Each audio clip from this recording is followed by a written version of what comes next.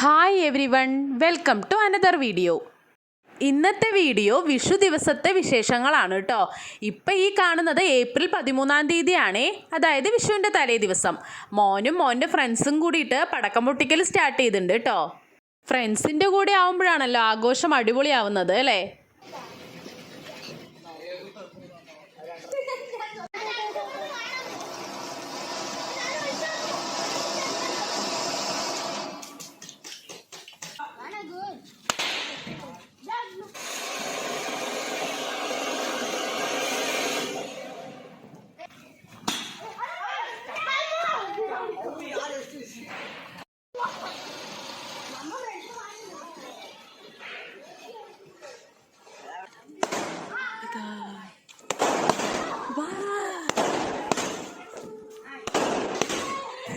മോളിലേക്ക് നോക്ക്, മോളിലേക്ക്.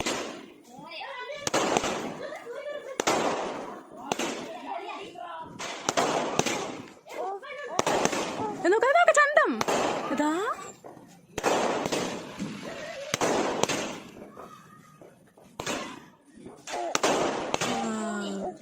നോക്ക് ഹായ്.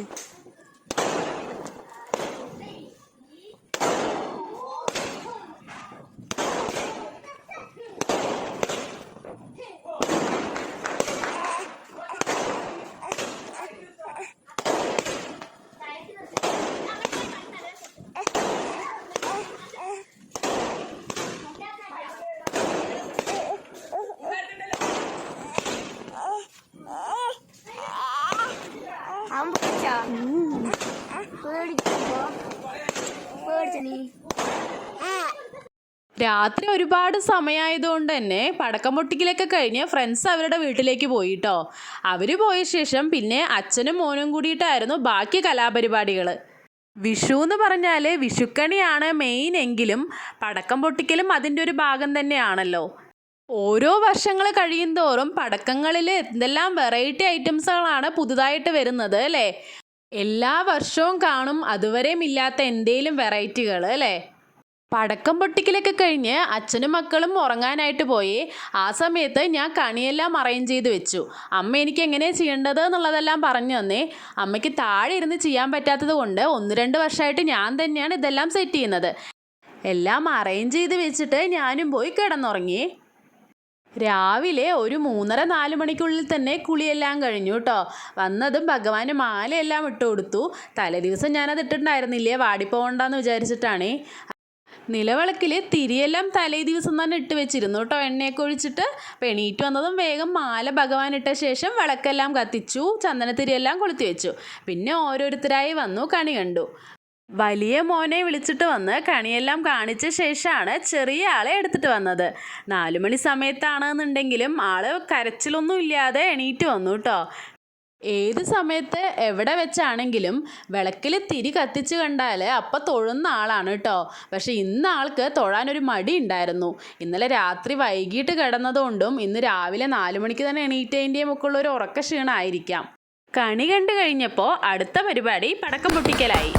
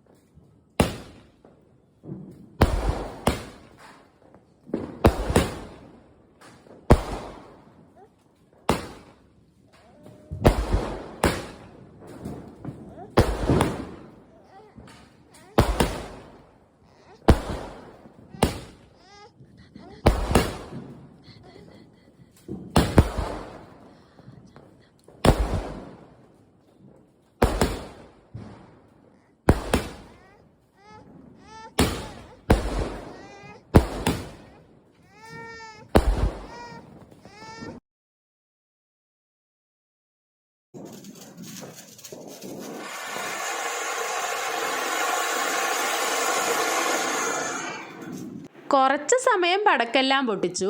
അത് കഴിഞ്ഞ് എല്ലാവരും കുളി കഴിഞ്ഞ് റെഡിയായി വന്നു. അമ്പലത്തിലേക്ക് പോകാനാണേ. നമ്മളുടെ വീട്ടിനടുത്ത് തന്നെയുള്ള വിഷ്ണു അമ്പലത്തിലേക്കാണ് ആദ്യം പോയത്. പോകുമ്പോൾ തന്നെ കണ്ടില്ലേ, നല്ല തിരക്കായിരുന്നു. പാലക്കാട് ഒലവക്കോട് പരിസരത്തുള്ളവർക്കൊക്കെ ഈ അമ്പലം അറിയുന്നുണ്ടാവും. പുതുപ്പരിയാർ എന്ന് പറഞ്ഞ സ്ഥലത്താണ് ഈ അമ്പലം ഉള്ളത്. നമ്മളിപ്പോൾ കുറച്ച് വർഷമായിട്ട് ആദ്യത്തെ വിഷു കൈനീട്ടം വാങ്ങുന്നത് ഈ അമ്പലത്തിൽ നിന്നാണ് കേട്ടോ. അകത്ത് കയറി തൊഴുത് കഴിഞ്ഞതിന് ശേഷമുള്ള വീഡിയോ ആണ് ഇത്. ശ്രീകോവിലിനകത്തുനിന്ന് വീഡിയോ എടുക്കാൻ പറ്റില്ലല്ലോ, അതേപോലെ തന്നെ നല്ല തിരക്കും ഉണ്ടായിരുന്നേ. ക്യൂ നിന്നിട്ടാണ് കൈനീട്ടം വാങ്ങിച്ചതും തൊഴുതതും എല്ലാം. മോനാണെങ്കിൽ ആ മഞ്ചാടിക്കുരു വിട്ട് വീട്ടിലേക്ക് വരാൻ മനസ്സുണ്ടായിരുന്നില്ല. അവിടുന്ന് അവൻ എടുത്തപ്പോൾ ഫുൾ കരച്ചിലുമായിരുന്നു. വിഷ്ണു അമ്പലം കൂടാതെ നമ്മളുടെ വീടിനടുത്തുള്ള 2 മാരിയമ്മൻ ക്ഷേത്രങ്ങളിലേക്ക് കൂടെ പോയിരുന്നു. അതൊന്നും നമുക്ക് വീഡിയോ എടുക്കാൻ പറ്റിയിരുന്നില്ല കേട്ടോ. തിരിച്ച് വീടെത്തിയിട്ടാണ് അച്ഛയുടെ കയ്യിൽ നിന്ന് കൈനീട്ടം വാങ്ങിച്ചത്. അച്ഛയ്ക്ക് ബാക്ക് പെയിൻ ഉള്ളത് കൊണ്ടാണ് കേട്ടോ അച്ഛ ചെയറിൽ ഇരുന്ന് കൈനീട്ടം തരുന്നത്. പിന്നെ വിഷു സ്പെഷ്യലായിട്ട് അമ്മയുടെ വക സദ്യ ഉണ്ടായിരുന്നു. സദ്യ എന്നൊന്നും പറയാൻ പറ്റില്ല, വളരെ കുറച്ച് ഐറ്റംസാണ് കേട്ടോ ഉണ്ടായിരുന്നുള്ളൂ. സദ്യയിൽ ഉണ്ടാവാറുള്ള എല്ലാ കറികളൊന്നും ഇവിടെ ആരും കഴിക്കില്ല. അതുകൊണ്ട് നമ്മളെപ്പോഴും ഇങ്ങനെ മിനിമലായിട്ടാണ് ചെയ്യാറുള്ളത്. പിന്നെ പായസം കൂടെ ഉണ്ടായിരുന്നേ. സേമിയ പായസമാണ് ഉണ്ടാക്കിയിരുന്നത്. അമ്മ ഉണ്ടാക്കാറുള്ള സേമിയ പായസം അടിപൊളിയാട്ടോ. ഒരുവിധം ഒന്ന് ഇരുട്ടി വന്നപ്പോൾ മോനും ഫ്രണ്ട്സും കൂടിയിട്ട് ബാക്കിയുള്ള പടക്കങ്ങളെല്ലാം തീർക്കാനുള്ള തത്രപ്പാടിലാണേ. അവരവരുടെ പണി സ്റ്റാർട്ട് ചെയ്തിട്ടുണ്ട്. ഈ പടക്കം പൊട്ടിക്കലോട് കൂടിയിട്ട് 2025 വിഷു അങ്ങോട്ട് കഴിഞ്ഞു.